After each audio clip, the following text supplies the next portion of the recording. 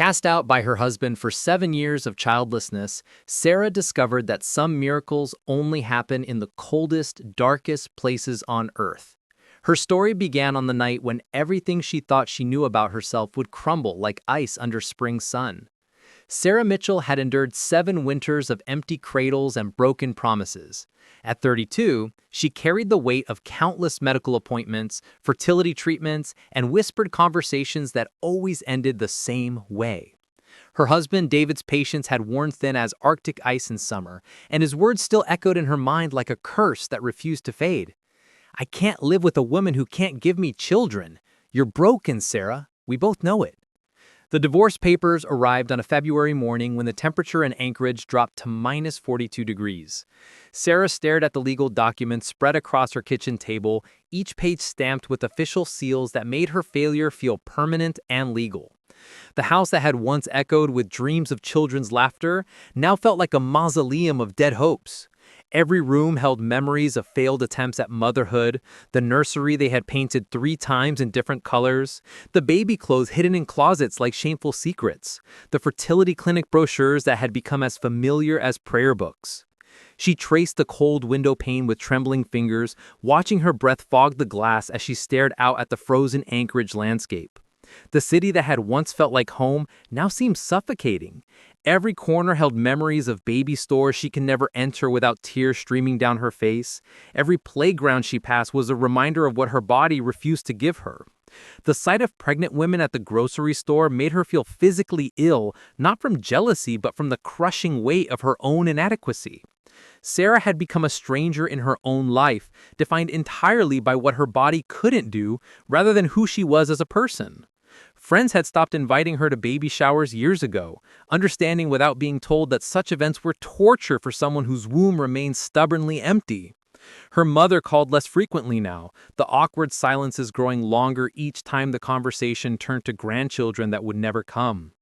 The medical bills alone had cost them nearly $60,000 over the years.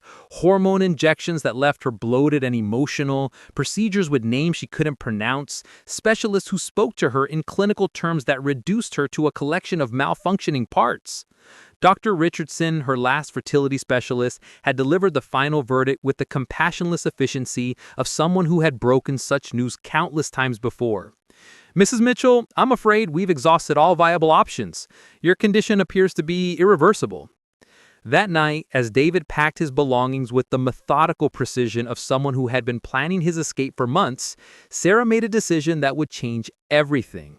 She opened her laptop with hands that shook from more than just the cold and searched for the most remote place she could find in Alaska. Her cursor hovered over a small town called Utqiagvik, formerly known as Barrow, the northernmost community in the United States.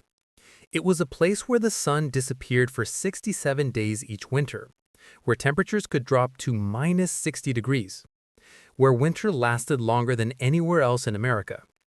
It seemed fitting somehow, a place as cold and empty as she felt inside, a place where she could disappear entirely, where nobody would know her story or her shame. The population was less than 5,000 people, most of them Alaska natives who lived according to rhythms that had sustained them for thousands of years. It was a kind of place where a broken woman could exile herself and finally stop pretending that hope still existed. 3 weeks later, Sarah stood at the edge of civilization with 2 suitcases and a heart full of resignation. The Arctic wind cut through her supposedly cold-weather jacket like invisible knives, and the endless expanse of ice stretched toward a horizon that seemed to swallow all hope. The temperature was 38 degrees below zero, and the air was so cold it hurt to breathe. She had rented a small cabin on the outskirts of town through an online listing, drawn to its isolation and the fact that the nearest neighbor was more than a quarter-mile away. The cabin was sparse but functional, heated by a wood stove that required constant attention to keep the pipes from freezing. There was no television reception, no reliable internet, nothing, but the profound silence of the Arctic wilderness and the occasional sound of wind howling across the tundra. Sarah found the isolation both terrifying and comforting. For the first time in years, nobody was watching her with pity or offering unsolicited advice about miracle cures and positive thinking. The locals regarded her with polite curiosity, but kept their distance, which was exactly how Sarah preferred it. She wasn't ready for questions about why a young woman would choose to exile herself to the top of the world.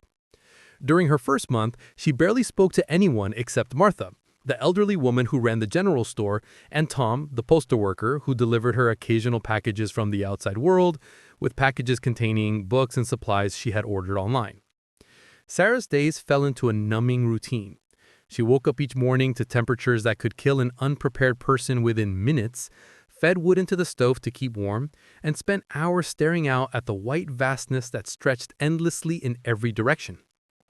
She read books about Arctic survival, not because she planned to venture far from her cabin, but because learning about this harsh environment gave her mind something to focus on besides her failures.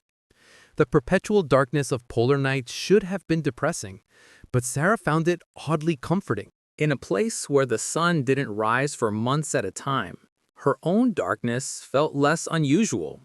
She began to understand why the Inupiaq people had developed such rich oral traditions. When you're surrounded by endless night, stories become a form of light. But the Arctic has a way of breaking down walls, even those built around broken hearts. It was during her second month in Utqiagvik that Sarah first noticed the man who walked along the frozen shoreline every evening.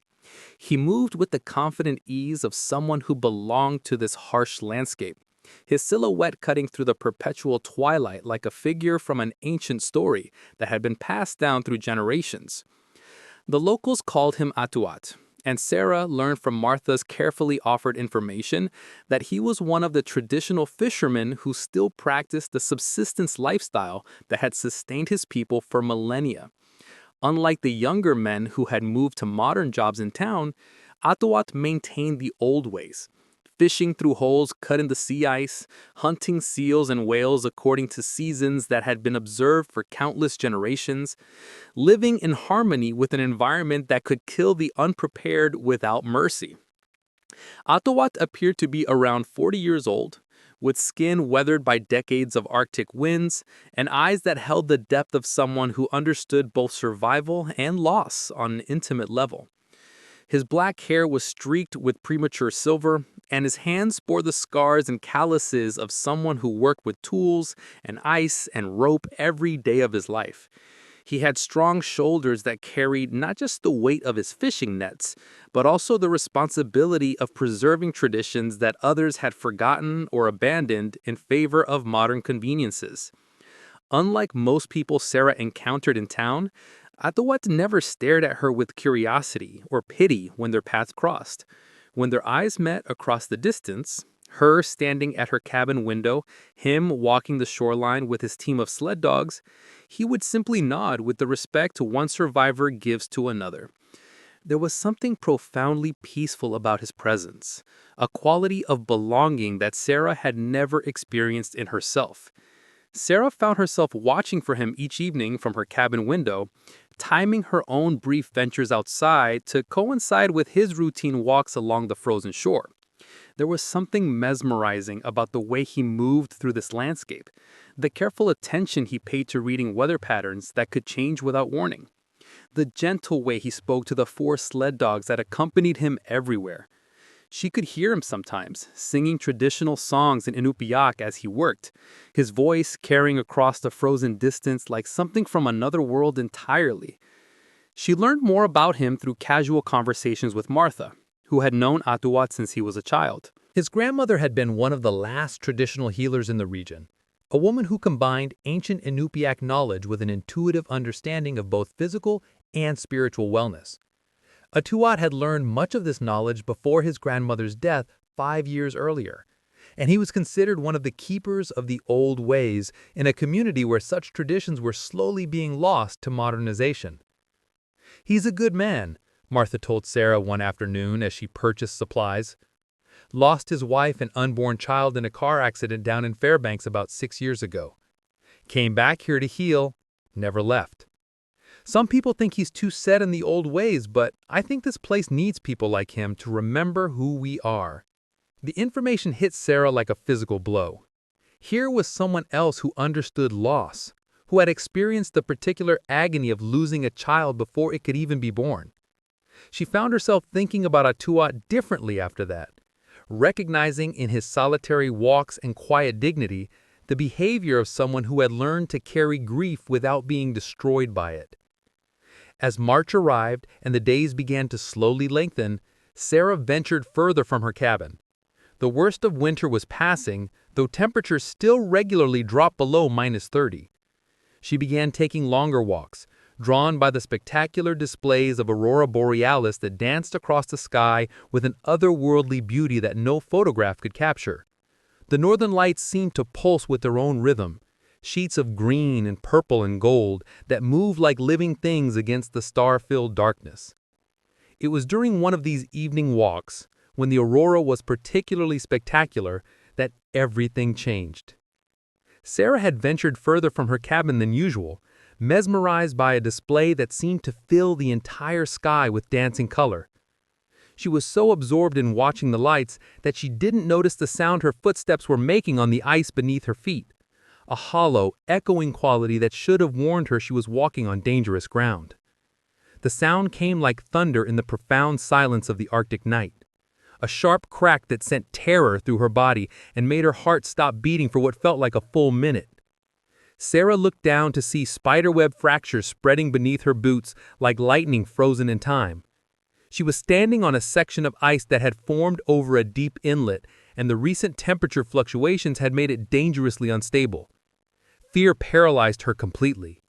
One wrong move, even shifting her weight slightly, could send her plunging into water so cold that survival would be measured in minutes, not hours.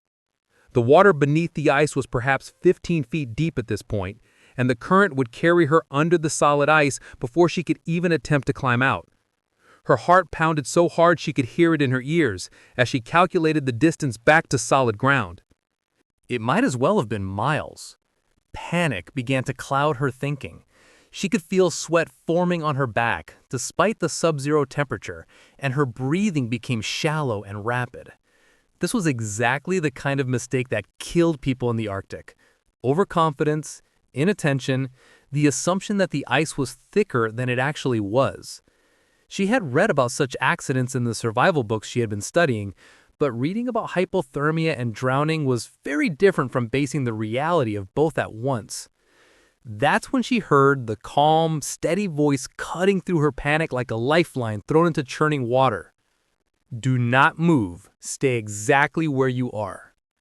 Atuat appeared at the edge of the solid ice as if he had materialized from the aurora itself, his eyes assessing the situation with the expertise of someone who had navigated these waters his entire life. He moved with deliberate slowness, every step calculated to avoid creating vibrations that might further weaken the compromised ice. In his hands, he carried a long rope and a wide piece of driftwood that he placed strategically on the ice to distribute weight and create an anchor point. "Listen to my voice," he said, his accent carrying the musical quality of Inupiaq mixed with English, each word carefully chosen for maximum clarity and calm. "You are going to lie down flat on your stomach, spread your arms and legs as wide as possible. This will distribute your weight across a larger surface area. Then you will crawl toward me, very slowly, keeping your body low to the ice." Sarah's breathing came in short, panic gasps, but something about Atuat's voice penetrated the fear that threatened to overwhelm her rational mind. She had heard stories of Inupiaq hunters who could read ice conditions like others read books, who possessed an almost supernatural understanding of their environment born from generations of survival knowledge passed down through oral tradition. As she carefully lowered herself to the frozen surface, feeling the ice flex slightly beneath her weight, she placed her life entirely in his hands. The crawl back to safety felt like an eternity. Each movement required careful thought and precise execution. She had to resist every instinct that told her to move quickly, instead forcing herself to inch forward with the patience of someone who understood that haste could mean death. The ice creaked ominously beneath her with each small movement, and she could hear water lapping somewhere far below through cracks that seemed to be spreading even as she moved. But Atuat's voice guided her every inch of the way, steady and reassuring as a lighthouse beacon in a storm. He told her exactly where to place her hands, how to distribute her weight, when to pause, and when to continue. His knowledge of ice conditions was so precise that he could predict exactly which areas would hold her weight and which were too compromised to trust. When she was finally close enough, he threw her the rope and she grabbed it with hands that shook from more than just the cold. When she finally reached solid ground, Sarah collapsed into Atuat's arms, shaking not just from cold, but from the realization of how close she had come to a death that would have been both terrifying and lonely. Her legs wouldn't support her, and violent tremors ran through her body as the adrenaline began to fade and shock set in. Atuat held her gently, his warmth seeping through her thick jacket, and for the first time in months she felt truly safe in another person's presence. "The ice speaks to those who know how to listen," he said softly, helping her to her feet when the worst of the shaking had passed. "But sometimes even the best listeners need help. You were lucky tonight. That inlet has claimed 3 people over the years, all of them locals who thought they knew better." The walk back to her cabin passed mostly in silence, but it was a comfortable quiet rather than an awkward one. Atuat's presence beside her felt solid and reassuring, like walking next to someone who understood exactly how close she had come to disaster and didn't need to fill the air with empty reassurances or lectures about safety. His sled dogs followed behind them, their paws silent on the snow, occasionally whining softly as if they too understood the seriousness of what had just occurred. At her cabin door, Atuat paused and looked at her with those deep, understanding eyes that seemed to see more than most people were comfortable revealing. The aurora was still dancing overhead, casting shifting green light across his weathered features, and Sarah realized that this was the closest she had ever been to him. She could see that his eyes were actually a deep brown that seemed almost black in the strange light, and there were laugh lines around them that spoke of a capacity for joy despite whatever sorrows he had endured. "Why did you come to this place?" he asked, though his tone suggested he already suspected the answer had something to do with pain and healing rather than adventure or career advancement. The question hung in the cold air between them for a long moment. Sarah had been asked this question by others in town, and she had always deflected with vague answers about needing a change of scenery or wanting to experience real wilderness. But something about nearly dying, combined with a genuine concern in Atuat's voice, broke down the wall she had built around her story.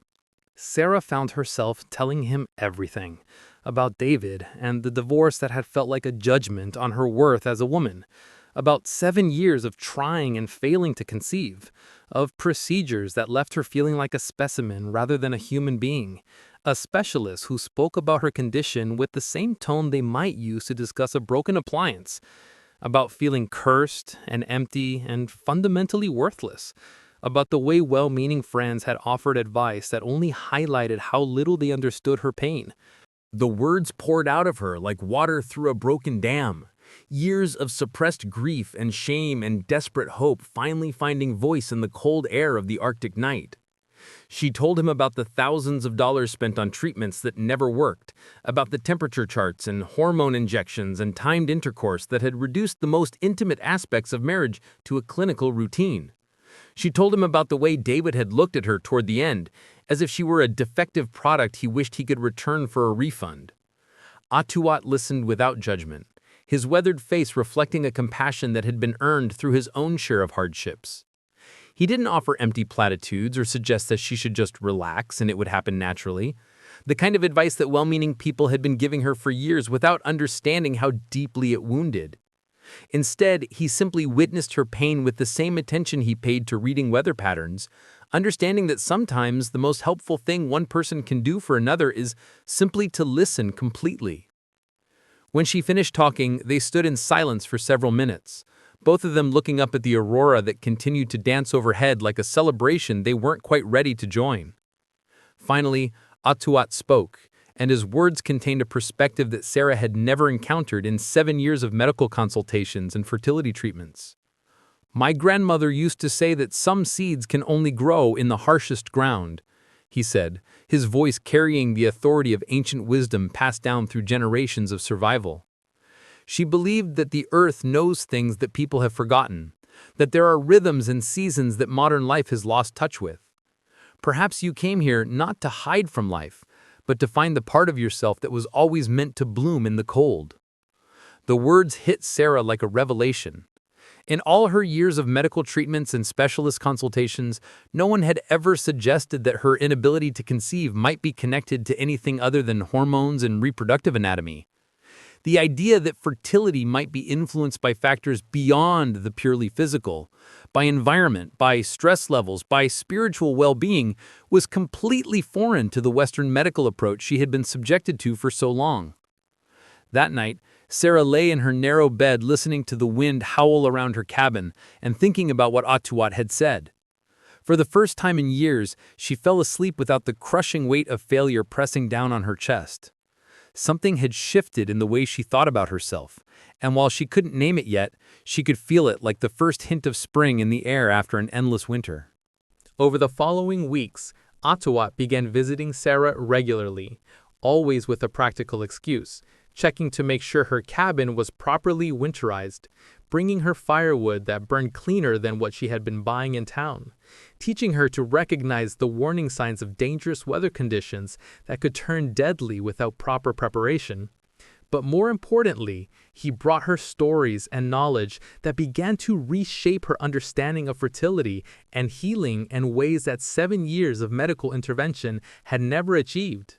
He told her about his grandmother, Siku, who had been one of the last traditional healers in the region before modern medicine largely replaced the old ways of understanding and treating illness.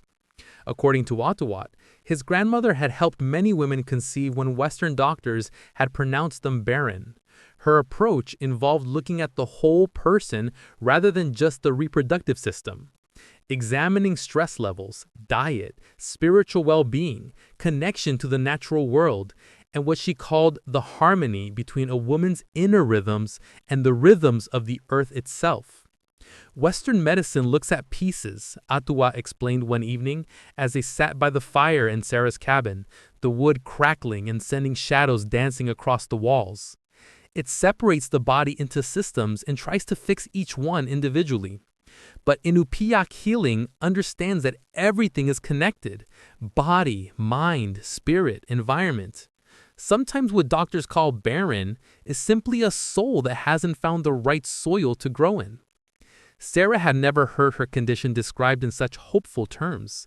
Every doctor, every specialist, every medical journal article she had read had used words like impossible and irreversible and unexplained infertility, clinical terms that left no room for mystery or possibility. But here was a man who spoke of fertility as something that could be influenced by factors no medical textbook had ever mentioned. As winter began its slow retreat and the days gradually lengthened, something fundamental began to shift inside Sarah. The constant stress and anxiety that had characterized her adult life for so many years started to ease, like ice breaking up in spring. She slept better in the profound quiet of the Arctic night, undisturbed by the traffic and urban noise that had been constant background static in her Anchorage life. Her appetite returned for the first time in months, and food began to taste good again, instead of being just fuel for another day of existing. The traditional foods that Atuat brought her, fresh fish prepared according to recipes that had been perfected over centuries, berries that had been preserved through the winter using ancient techniques, rich broths made from seal and whale that provided nutrition unavailable from any grocery store, seemed to nourish her in ways that went beyond simple calories and vitamins. Atuat began teaching her about the traditional Inupiaq relationship with the natural world, a perspective so different from the Western approach to nature that it was like learning an entirely new language. He showed her how to read weather patterns in the behavior of clouds and wind, how to find edible plants that grew during the brief Arctic summer, how to prepare traditional medicines from roots and berries that most people walked past without recognition. Most importantly, he taught her to see herself as part of a larger cycle of life, rather than a broken link in a chain of reproduction. In the Inupiaq worldview, fertility was not just about producing children, but about being fertile in all aspects of life, creative, nurturing, connected to the community and the land in ways that supported the continuation of not just individual bloodlines, but the entire culture. In my culture, he said one day, as they walked along the shore where the ice was beginning to show the first signs of spring breakup, we believe that children choose their parents. We think that souls wait for the right time and the right circumstances before they decide to be born. Perhaps your child has been waiting for you to become the person you were meant to be. It was a radical thought for someone who had been conditioned to see fertility as a medical problem with medical solutions, something that could be solved with the right combination of drugs and procedures and timing. But something about Atuat's words resonated in a deep place that Sarah had almost forgotten existed, a part of herself that had been buried under years of clinical interventions and diagnostic disappointments. As the Arctic spring arrived with its explosion of light and life after months of darkness, Sarah realized she was falling in love. Not just with Atuat, though his gentle strength and ancient wisdom had captured her heart more completely than she had ever thought possible. She was falling in love with this harsh, beautiful place that had taught her to see herself differently. She was falling in love with the person she was becoming in the endless light of the Arctic summer. Someone who was defined not by what her body couldn't do, but by who she was as a complete human being. When she told Atuat how she felt, sitting beside him on a bluff overlooking the Beaufort Sea, as it stretched endlessly toward the horizon, he smiled in the way that suggested he had been waiting for her to realize what he had known all along. The sun hung low in the sky, even though it was nearly midnight, painting everything in shades of gold and pink that seemed too beautiful to be real. Love is the first medicine, he said, taking her hands in his weathered ones and looking into her eyes with an intensity that made her feel seen in a way she had never experienced.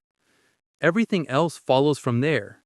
When a person learns to love themselves completely, when they find their place in the world and live in harmony with it, the body begins to remember what it was designed to do.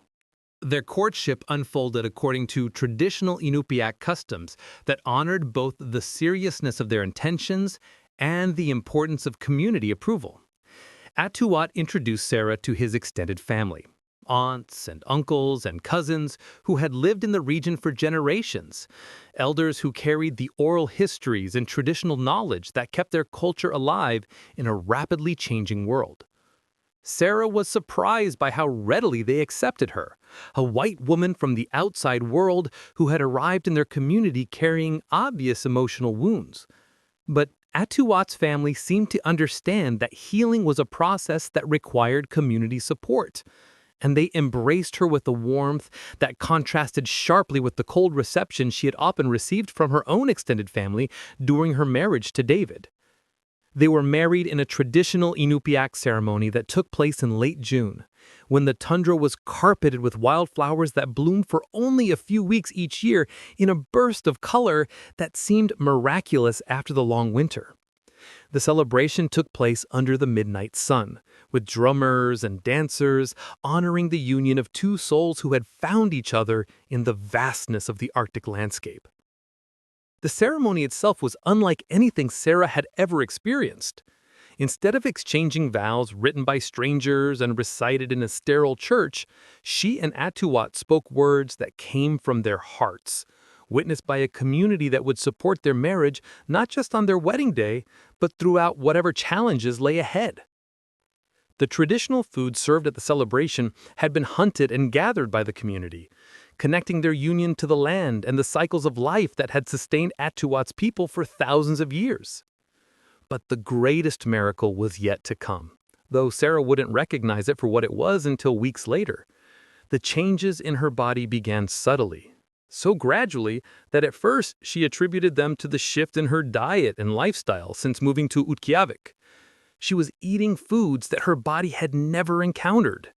Seal and whale meat rich in omega-3 fatty acids, berries high in antioxidants that weren't available in any grocery store, fish so fresh it had been swimming hours before it reached her plate.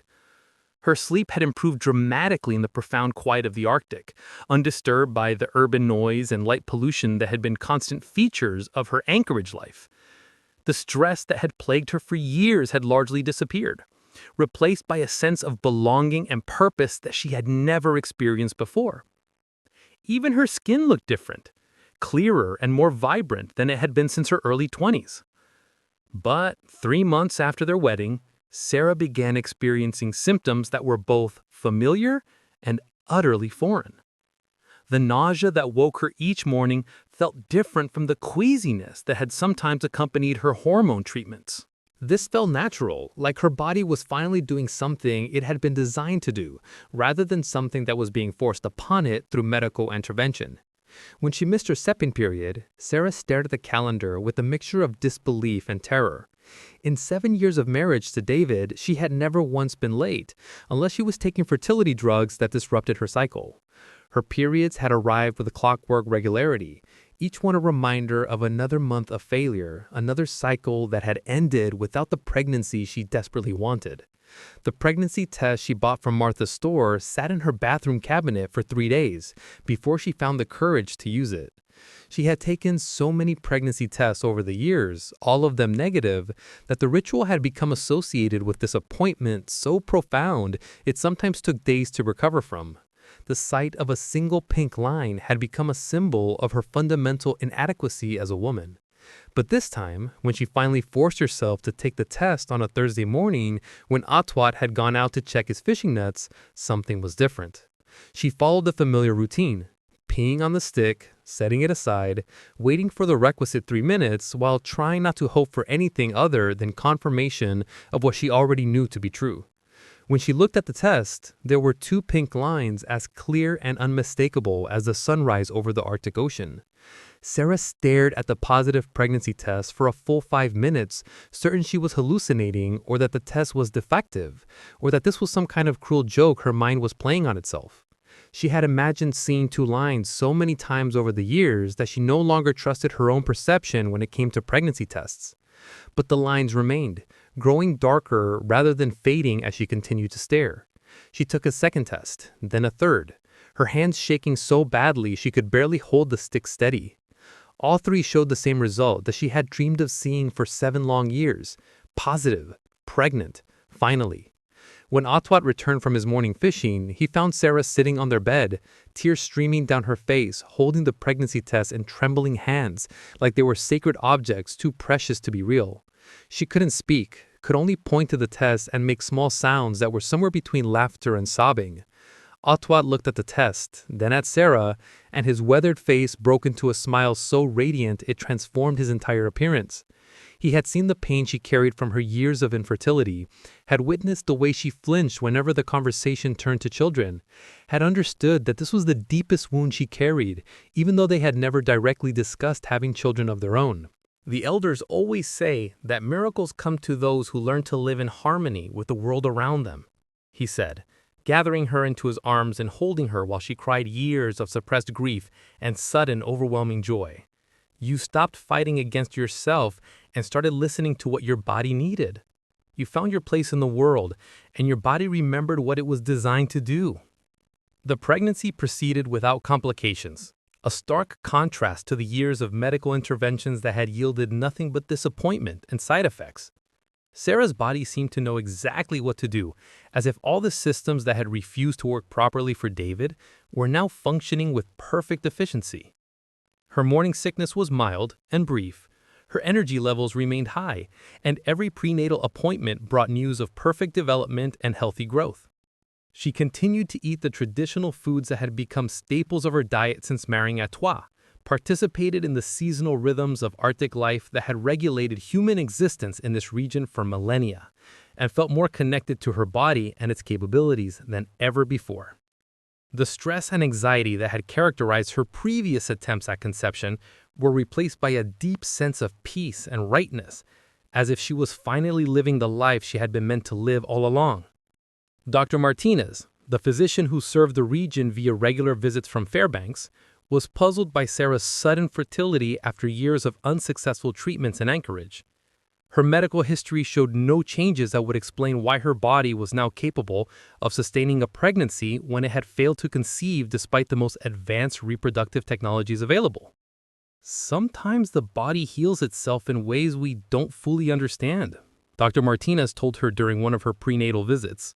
Stress can have a profound impact on fertility, and major life changes sometimes create conditions that allow natural conception to occur. Whatever you're doing differently, keep doing it. When their daughter was born on a January night when the aurora borealis painted the sky in sheets of green and gold that seemed to celebrate her arrival, Sarah understood with perfect clarity why all her previous attempts at conception had failed. This child, with her dark hair and bright eyes that seemed to hold the wisdom of both cultures she would inherit, could only have been conceived here, in this place, with this man, at this moment in time when Sarah had finally become the person she was meant to be. They named her Siku, meaning ice in Inupiaq, because she had been created in the coldest, darkest place on Earth and had brought light into spaces that had known only emptiness for so many years. As Sarah held her daughter for the first time, listening to Atuat sing a traditional lullaby that his grandmother had sung to him, she realized that her journey had never been about overcoming barrenness or fixing what was wrong with her body. Her path had been about discovering that some seeds require winter to germinate, that some miracles can only happen when we stop trying to force them and instead create the conditions for them to unfold naturally. She had needed to leave behind not just David and their failed marriage, but an entire way of thinking about fertility and healing that had separated her from her own instinctive wisdom about what her body needed. The woman who had arrived in Uchakiv, broken and convinced of her own inadequacy, had learned that fertility wasn't just about biology. It was about finding the place where your soul could bloom, where your life could align with natural rhythms that had been forgotten in the rush toward medical solutions and technological fixes. Sometimes that place is hidden in the coldest, darkest corners of the world, waiting for someone brave enough to seek it out. 7 years of childlessness had led to this moment of perfect abundance, and Sarah finally understood that her path had been exactly what it needed to be, even when it had felt impossibly broken and hopeless. Some miracles, she now knew with the certainty of someone who had lived through one, could only happen in the places where hope learns to survive the longest winter, where love grows strong enough to melt ice, where ancient wisdom still remembers what modern medicine has forgotten about the mysterious process of creating new life.